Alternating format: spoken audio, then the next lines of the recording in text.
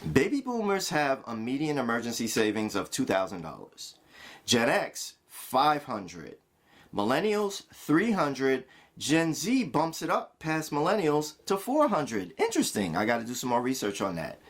Anyway, you may be questioning yourself right now because you're like, I can barely make it from month to month. I'm living hand to mouth. How do I get $1,000 as I recommend for your beginner emergency fund? Beginner. This is not the end. Well, there's a few things you can do. Number one,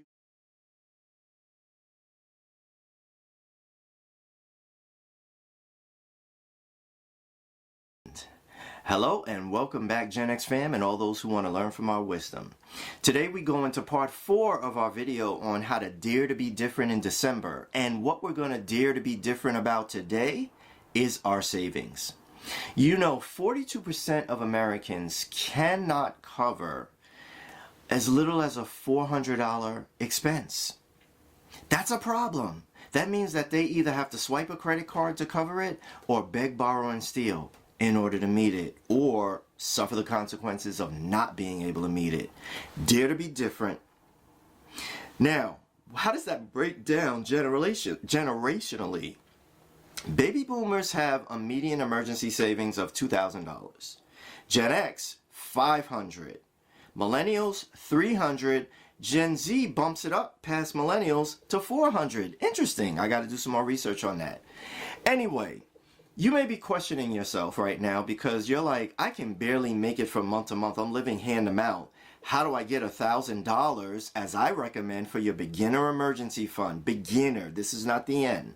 Well, there's a few things you can do. Number one, you can cut back. Cut back on the excess and sweep that extra money into your savings account. Number two, you can sell stuff. If you haven't used it in a year, give it up. You're not going to use it. Sell it. Put it on some service that will enable you to sell it quickly, like Facebook. There's other platforms out there that women especially can sell clothes on or rent clothes to other women with, which can provide a nice little sum of money coming in. Lastly, you can start a side hustle.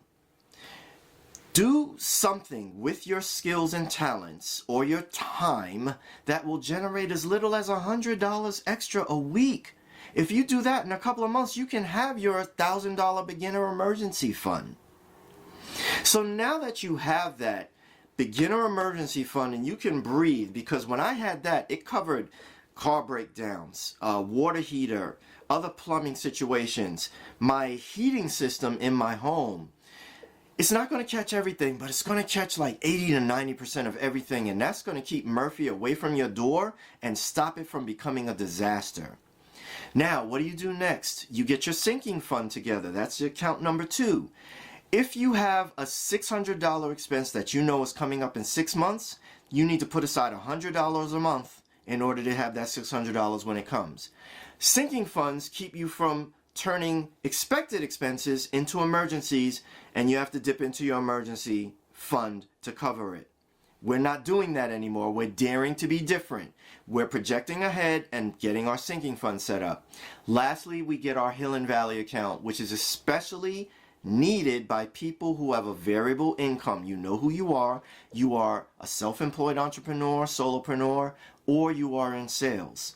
So this Hill and Valley account protects you in months where you make way more than you need. You have a place and a plan to put it. And in months where you have less than you need to live, you have a place to draw from to cover your expenses. So now, if you lock in on these 3 accounts in December and a plan to get there, you can dare to be different than your average everyday American, and you will breathe easier and live life more joyously. So that's it for today, friends. I will be back tomorrow with your 5th and final tip on how you can dare to be different in December. I hope this has been useful. If it has, put it into practice. If you know someone who needs it, share this video with them. All right, you have a great day, and I'll see you again soon.